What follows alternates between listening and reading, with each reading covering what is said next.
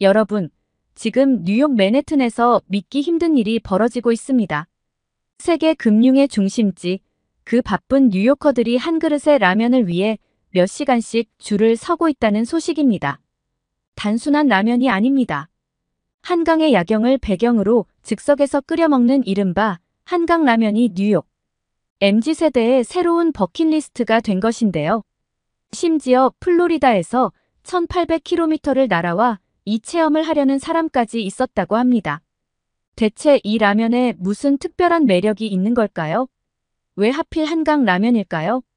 세계 최고의 미슐랭 레스토랑이 즐비한 뉴욕에서 단순한 인스턴트 라면에 이토록 열광하는 이유는 무엇일까요? 놀라운 건 이게 단순한 음식 트렌드가 아니라는 점입니다. 한국의 드라마, 영화 속에서 한강 라면을 보고 자란 MZ세대들에게 이건 마치 일종의 성지 순례와도 같다고 합니다. 실제로 이번 행사장에서는 한강의 낮과 밤이 LED 스크린을 가득 채우고 즉석조리기에서 라면을 끓이는 김이 피어오르는 풍경까지 마치 서울 한복판에 있는 듯한 착각마저 들게 한다고 하는데요. 특히 주목할 만한 건 이 한강 라면이 단순한 음식이 아닌 하나의 문화 현상이 되었다는 점입니다. SNS에서는 해시태그 한강라면이 연일 트렌딩 토픽에 올라있고 뉴욕의 유명 인플루언서들도 이 체험을 위해 줄을 서서 기다리고 있다고 합니다. 그리고 월스트리트에서 연봉 50만 달러를 받던 엘리트 변호사가 단 한 그릇의 라면 때문에 자신의 커리어를 통째로 바꿔버렸다는 믿기 힘든 이야기. 하버드, 예일, 콜롬비아 등 미국 최고의 명문대 출신들이 왜 한강 라면의 매력에 빠져들었는지, 왜 그들은 안정적인 커리어를 뒤로하고 한국 문화의 전도사가 되기로 결심했는지 사연 지금 시작합니다. 안녕하세요. 저는 뉴욕에서 엔터테인먼트 전문 변호사로 일하고 있는 블레어 반더빌트입니다. 5년 전 저는 뉴욕의 평범한 로스쿨생이었어요. 하버드 학부를 수석으로 졸업하고 콜롬비아 로스쿨에 진학해서도 늘 최고를 향해 달려왔어요. 하지만 그런 제 인생이 하루아침에 바뀌었어요. 2018년 가을, 뉴욕의 어느 흐린 날이었어요. 저는 이날을 잊을 수 없어요. 당시 저는 로스쿨 도서관에서 평소처럼 판례들을 분석하고 있었어요. 햄튼스에서 함께 자란 절친한 친구 캐서린이 도서관을 찾아왔을 때까지는요. 캐서린이 제 책상 위로 티켓 한 장을 살며시 올려뒀어요. 보라색 티켓 위에는 BTS라는 낯선 글자가 쓰여 있었어요. 블레어, 내가 필요할 것 같아서 가져왔어. 라고 평소와 다르게 진지하게 말하더라고요. 알고 보니 로스쿨 입학 후로 저는 도서관과 집만 오가서 캐서린은 한동안 저를 걱정하고 있었대요. 판례 분석, 과제, 스터디까지 저는 완벽한 성적을 위해 매일을 반복하며 살았죠. 너 요즘 웃는 걸 본 적이 없어. 라고 캐서린이 제 맞은편 의자에 앉으며 말했어요. 작년까지만 해도 넌 늘 밝았잖아. 테니스 치고 파티도 가고 이제는 취미가 뭐냐고 물어보면 대답할 수 있어. 라고 묻는 말에 저는 대답을 할 수 없었어요. 매일 아침 6시 기상, 도서관, 오픈 시간에 맞춰 등교, 밤 11시까지 공부에 주말에도 똑같은 일상이 반복됐어요. 아버지가 늘 말씀하셨죠. 반더빌트 가문의 이름에 걸맞은 완벽한 커리어를 쌓아야 한다고요. 사실 이 티켓은 케이트랑 가기로 했던 거야. 근데 급한 일이 생겼대. 처음엔 중고 거래 사이트에 내놓으려고 했는데 문득 내가 떠올랐어. 라고 저에게 같이 가자고 했어요. 캐서린은 최근 한국 문화에 완전히 빠져 있었어요. 우연히 접한 한국 드라마를 시작으로 K-팝까지 처음에는 제가 이해하지 못했어요. 일본도 아닌 한국의 아이돌에게 푹 빠지다니. 하지만 요즘 캐서린의 눈빛에는 특별한 반짝임이 있었어요. 바로 전에 없던 활기였죠.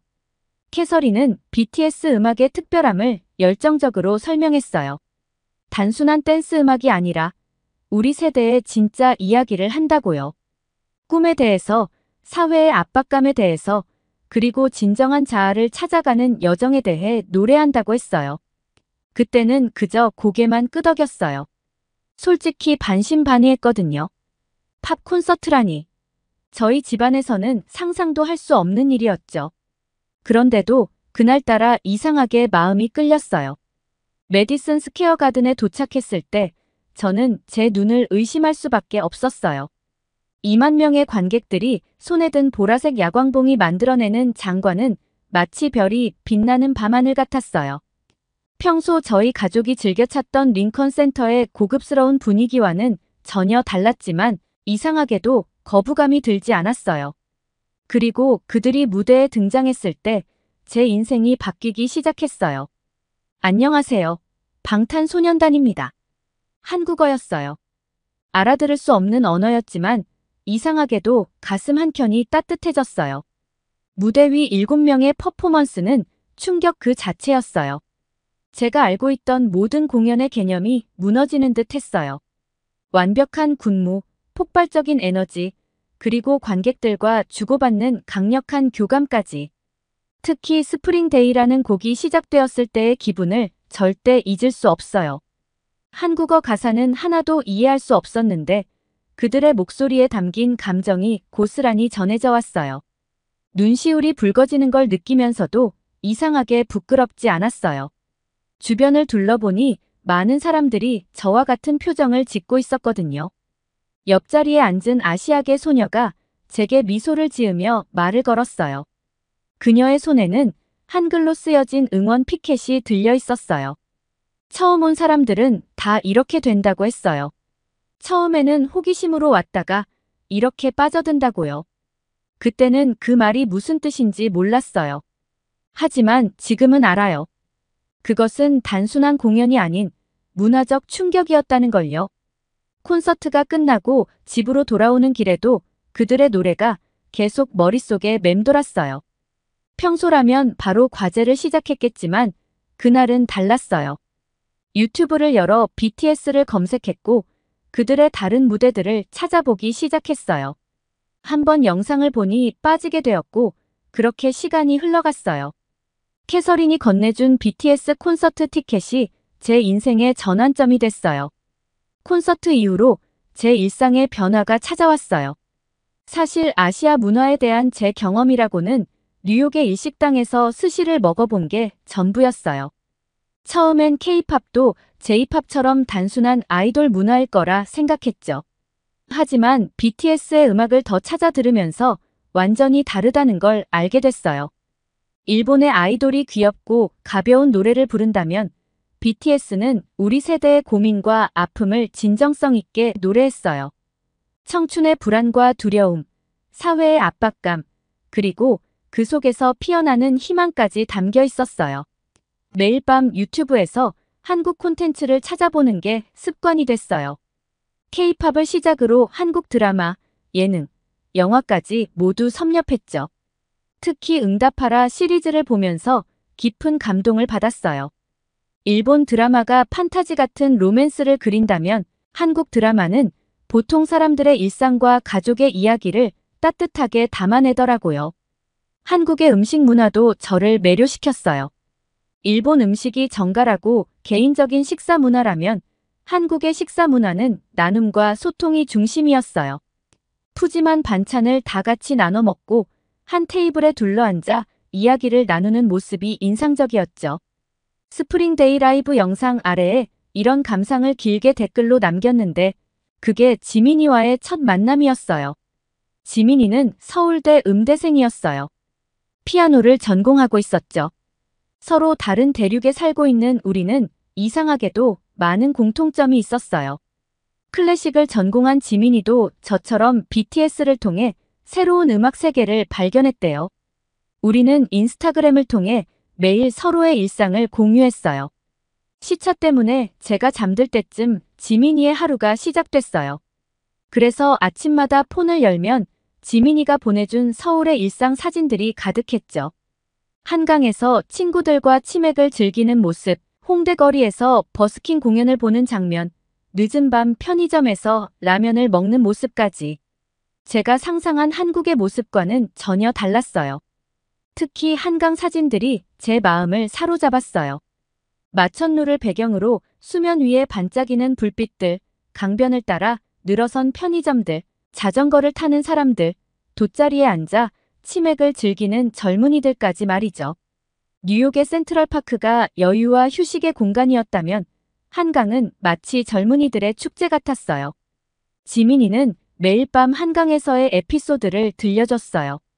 시험 기간에 친구들과 밤새워 공부하다 먹은 새벽 라면 이야기, 버스킹 공연을 하다 우연히 스카우트된 친구 이야기, 한강 다리 위에서 프로포즈하는 연인들을 봤던 이야기.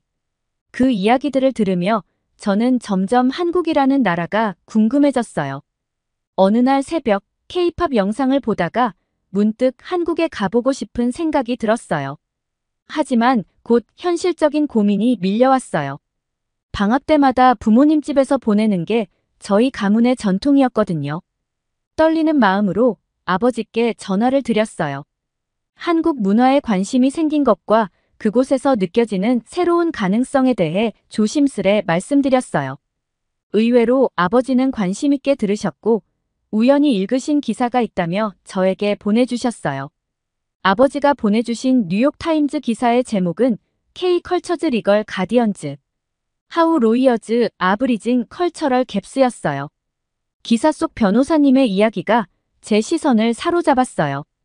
깊은 고민 끝에 용기를 내어 이메일을 보냈고 예상치 못한 답장을 받았어요. 한국에 오면 꼭 연락하라는 메시지였죠. 지금 생각해보면 그날의 우연한 티켓 한 장이 제 인생을 완전히 바꿔놓았어요. 뉴욕의 엘리트 로스쿨생이었던 제가 이제는 뉴욕과 서울을 오가는 문화 전도사가 되어 있으니까요. 아버지도 이제는 제 선택을 자랑스러워하세요. 얼마 전에는 직접 한국 출장을 다녀오시기도 했어요. 때로는 우연히 운명이 되기도 하나 봐요. 그날의 선택이 제 인생에서 가장 아름다운 모험이 될 줄은 그때의 저는 상상도 못했으니까요. 인천공항에 도착했을 때는 오후였어요. 웰컴 투 코리아 블레어 라고 쓰인 손글씨 피켓을 든 지민이를 보는 순간 마치 오랜 친구를 만난 것 같은 기분이었어요. 화상으로만 보던 친구였는데 실제로 마주하니 더 반가웠어요. 지민이는 제가 상상했던 것보다 훨씬 친절하고 다정했어요. 호텔 체크인을 도와주면서도 한국의 예절과 문화에 대해 설명해 주었고 심지어 제가 필요할 것 같은 물건들은 미리 준비해 와서 선물로 주기도 했어요. 그리고 우리는 바로 한강으로 향했어요. 밤 9시가 넘은 시간이었는데도 한강은 여전히 생기가 넘쳤어요. 여기저기서 들려오는 음악소리, 자전거 벨소리, 사람들의 웃음소리까지 너무 생동감이 넘쳤어요. 지민이는 저를 24시간 편의점으로 데려갔어요. 편의점에서 진라면과 김치를 샀어요. 지민이는 이게 자기가 가장 좋아하는 조합이라고 했어요. 라면을 끓이는 동안 지민이는 한국의 라면 문화에 대해 이것저것 설명해줬어요. 한강공원의 편의점마다 성격이 다르다는 것, 계절마다 사람들이 선호하는 라면이 다르다는 것, 시험 기간이면 편의점 라면이 품절된다는 이야기까지. 한강에서 라면을 먹고 있을 때였어요. 지민이가 휴대폰을 보더니 갑자기 반짝이는 눈으로 저를 쳐다봤어요. 오늘 마침 여의도 한강공원에서 밤도깨비 야시장이 열린대요. 한강을 따라 걸으며 멀리서 보이는 형형색색의 불빛들이 마치 동화 속 한 장면 같았어요. 다리 아래에 늘어선 푸드트럭들, 아기자기한 핸드메이드 제품을 파는 부스들, 그리고 그 사이를 걸어다니는 사람들의 활기찬 모습까지 뉴욕의 밤거리와는 전혀 다른 분위기였어요. 첫 번째로 멈춘 곳은 떡볶이 트럭이었어요. 20대 초반으로 보이는 청년이 직접 개발했다는 로제 떡볶이를 추천해줬는데 그 맛은 정말 충격적이었어요.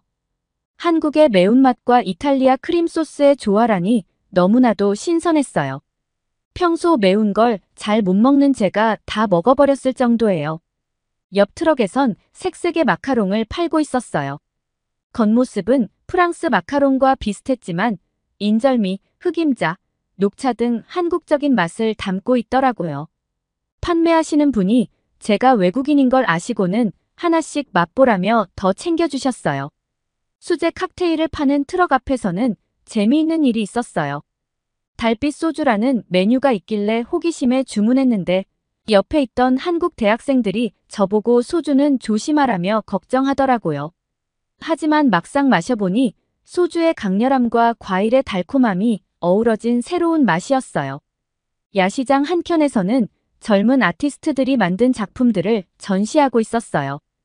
한국 전통 문양을 현대적으로 재해석한 액세서리, 한글을 디자인적 요소로 활용한 엽서, 한강의 야경을 담은 일러스트까지. 하나하나가 너무 예뻐서 선물용으로 여러 개 구입했어요. 특히 기억에 남는 건 꿈을 파는 가게라는 부스였어요. 그곳에선 자신의 꿈을 적어내면 작은 유리병에 담아 예쁘게 포장해준다고 했어요. 저는 망설임 없이 Be myself, Not my family's name이라고 적었어요. 꿈을 글로 옮기는 순간 제 마음이 한결 가벼워지는 걸 느꼈어요. 밤이 깊어갈수록 야시장은 더욱 활기찬 에너지로 가득했어요. 즉석에서 버스킹이 시작되고 낯선 이들과 자연스레 이야기를 나누고 모든 게 꿈만 같았어요. 지민이는 이게 바로 한강의 마법이라고 했어요. 낮에는 평범한 공원이지만 밤이 되면 모두의 꿈과 열정이 모이는 특별한 공간으로 변한다고요. 그날 밤 호텔로 돌아가는 길에 문득 깨달았어요. 제가 본 건 단순한 야시장이 아니었어요. 그곳에는 젊은이들의 도전과 열정, 전통과 현대의 조화, 그리고 낯선 이들과도 자연스럽게 어우러지는 따뜻한 정이 있었어요. 일기장에 적었어요. 오늘 밤 나는 진정한 서울을 만났다. 화려한 불빛 아래서 자신의 꿈을 키우는 청년들, 전통을 새롭게 해석하는 젊은이들, 그리고 그 모든 것을 따뜻하게 품어주는 한강의 밤. 이곳에서는 누구나 자신만의 이야기를 만들어갈 수 있다는 걸 배웠다. 밤도깨비 야시장에서의 특별한 경험 이후 제 호기심은 더욱 커져갔어요. 지민이는 다음 날 아침 일찍 저를 깨웠어요. 지민이의 제안으로 우리는 한복을 빌려 입고 경복궁으로 향했어요. 경복궁 앞에 도착했을 때 마치 시간 여행을 한 것 같은 기분이 들었어요. 화려한 궁궐 건축물도 인상적이었지만 더 놀라웠던 건 한복을 입은 사람들의 모습이었어요.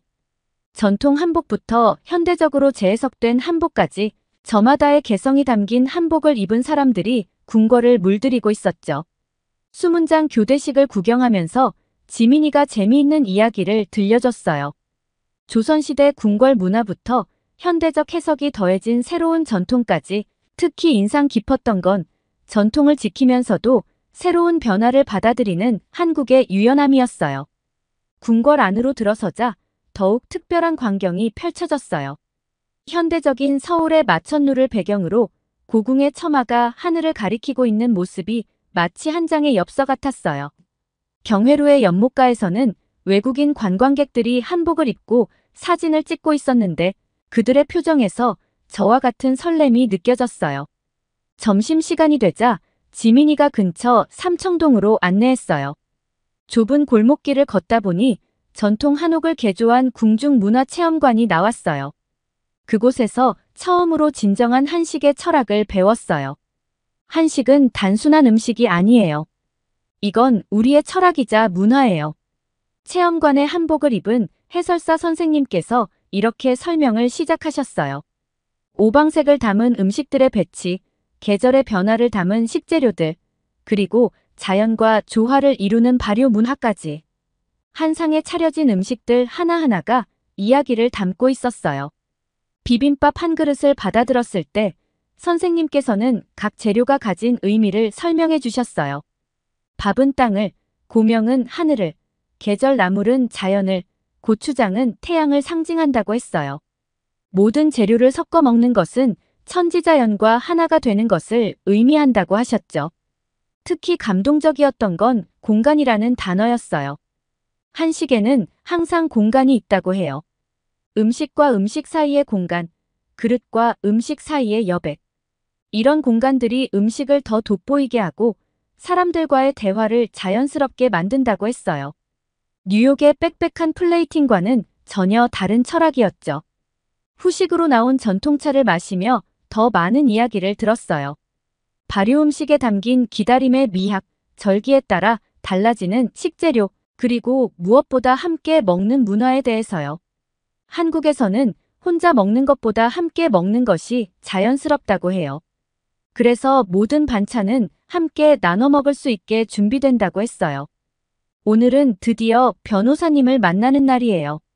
BTS 콘서트 이후 한국 문화에 매료되어 아버지께 용기 내어 말씀드렸던 것, 아버지가 보내주신 뉴욕타임즈 기사를 읽고 밤새 고민하다 이메일을 보냈던 것, 그리고 예상치 못하게 따뜻한 답장을 받았던 순간들이 주마등처럼 스쳐 지나갔어요. 강남의 고층 빌딩이 늘어선 거리를 걸으며 마음이 설렜어요. 처음 이메일을 보냈을 때는 감히 상상도 못했던 일이 현실이 되어가고 있었으니까요. 지난달의 용기 있는 선택이 제 인생을 어떻게 바꿔놓을지 설렘 반 두려움 반인 마음을 안고 변호사님 사무실로 향했어요. 강남의 고층 빌딩에 있는 사무실은 제가 인턴으로 일했던 뉴욕의 로펌과는 전혀 달랐어요. 차가운 대리석과 가죽 소파 대신 전통 문양의 액자들과 따뜻한 색감의 인테리어가 눈에 들어왔어요.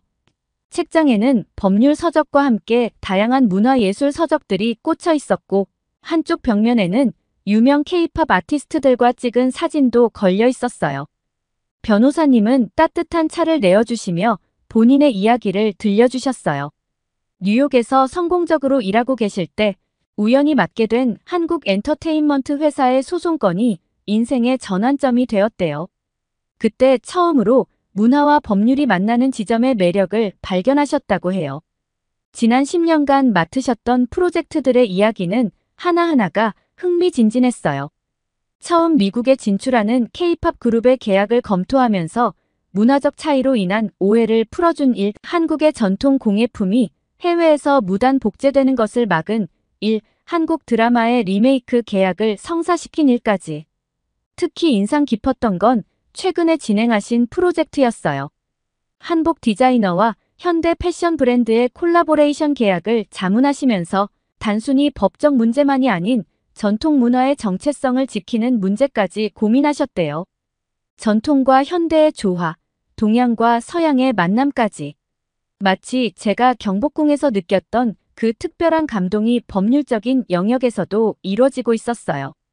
한국 문화의 특별한 점이 뭔지 아세요? 새 것과 옛 것의 경계를 자유롭게 넘나들 수 있다는 거예요. 전통은 보존만 하는 게 아니라 재해석되고 발전하면서 새로운 가치를 만들어내죠. 법률가의 역할도 마찬가지예요. 우리는 그 경계에서 안전하고 창의적인 변화가 일어날 수 있도록 돕는 거예요.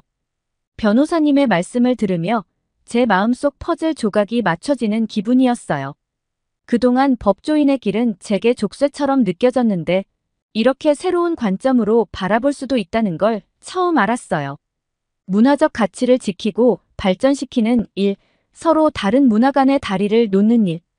이런 것들이 제가 진정으로 원하는 것일지도 모른다는 생각이 들었어요. 변호사님은 마지막으로 따뜻한 조언을 해주셨어요. 지금 당장 진로를 바꾸지 않아도 된다고 먼저 문화산업 분야에 대해 더 공부해보라고 하셨어요. 법률 지식은 어떤 분야에서든 귀중한 자산이 될 거라고, 그러니 너무 조급해하지 말고 천천히 나만의 길을 찾아가 보라고 말씀해 주셨죠. 처음부터 완벽한 답을 찾으려 하지 마세요. 저도 처음에는 막연했어요. 하지만 한 걸음 한 걸음 걸어가다 보니 어느새 제가 원하던 자리에 와 있더라고요. 당신도 그렇게 될 거예요. 사무실을 나서는 길에 하늘을 봤어요. 서울의 마천루 사이로 노을이 지고 있었어요. 한 달 전 뉴욕에서 이메일을 보내던 그날의 저는 상상도 못했을 거예요. 제가 이렇게 새로운 가능성을 발견하게 될 줄을요. 호텔로 돌아와 일기장을 펼쳤어요. 오늘 나는 드디어 내 길을 찾았다. 단순한 변호사가 아닌 문화와 문화를 잇는 다리가 되기로 했다. 아버지가 원하시는 법조인의 길도 내가 동경하는 문화의 가치도 모두 포기하지 않을 수 있는 방법을 찾았다. 이제 나는 안다. 왜 그날 충동적으로 한국행 티켓을 예매했는지, 왜 그렇게 용기 내어 이메일을 보냈는지를. 모든 순간이 이 깨달음으로 이어지고 있었다. 라고 적었어요. 김 변호사님과의 만남 이후 한국에서의 마지막 며칠은 더욱 특별하게 느껴졌어요. 이제는 단순한 관광객의 눈이 아닌 이곳의 문화를 더 깊이 이해하고 싶은 마음으로 모든 것을 바라보게 됐어요. 지민이가 저를 덕수궁 근처의 현대미술관으로 데려갔을 때였어요. 전통 한옥을 개조한 미술관에서는 전통과 현대의 대화라는 특별전이 열리고 있었어요. 민화에서 영감을 받은 현대 미술 작품들, 한글의 미적 요소를 재해석한 설치 작품들. 이제는 그저 예쁘다는 감상을 넘어서 그 속에 담긴 문화적 가치와 법적 보호의 필요성까지 생각하게 됐어요. 미술관 카페에서 지민이와 이야기를 나누었어요. 음대생인 지민이는 K-팝이 서양 음악과 한국의 정서를 어떻게 조화롭게 융합했는지를 설명해 주었어요. 그 이야기를 들으며 문득 깨달았어요. 제가 찾던 길도 이와 비슷한 거였어요. 서로 다른 것들이 만나 새로운 가치를 만들어내는 그 경계에 서고 싶었던 거죠. 저녁에는 광화문 근처의 한식 파인다이닝 레스토랑을 찾았어요. 젊은 한식 셰프가 전통 한식을 현대적으로 재해석한 코스 요리를 선보이는 곳이었어요. 식사를 하는 동안 셰프가 각 요리에 담긴 이야기를 들려주었는데 그 과정에서 전통 레시피의 지적재산권 보호에 대한 이야기도 나왔어요. 제가 관심 있게 듣자 셰프는 한식의 세계화 과정에서 겪은 여러 법적 문제들을 이야기해 주었어요.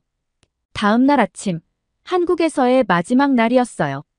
지민이와 함께 북촌 한옥마을을 걸었어요. 전통 가옥 사이로 현대적인 디자인 숍들과 갤러리들이 자리 잡고 있었어요. 한 공방에 들어가 보니 젊은 장인이 전통 도자기를 현대적으로 재해석한 작품들을 선보이고 있었어요. 그분의 작품은 이미 뉴욕의 유명 갤러리와 계약이 되어 있다고 했어요.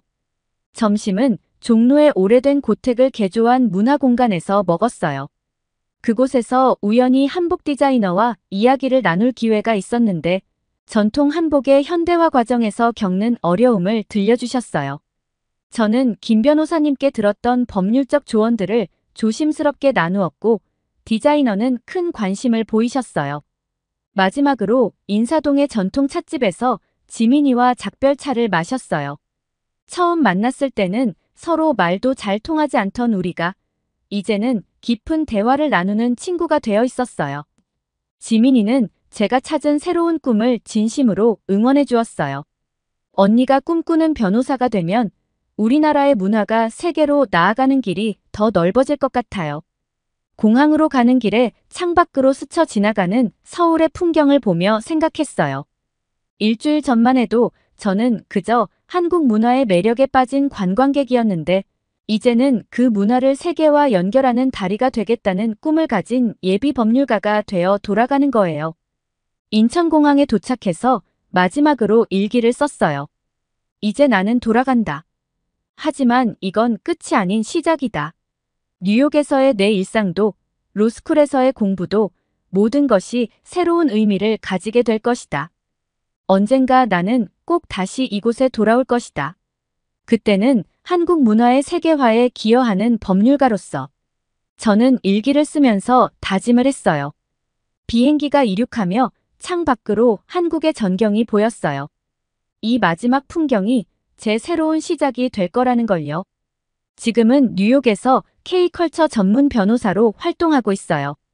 매일 아침 제일 먼저 하는 일은 제 사무실 책상 위에 놓인 한강 사진을 보는 거예요. 지민이가 찍어준 그 사진 속에는 제가 꿈을 발견했던 그날의 새벽 풍경이 담겨 있죠. 힘들 때마다 그 사진을 보며 초심을 떠올려요. 맨해튼에 있는 한식당 기사식당은 이제 제 두 번째 사무실이 되었어요.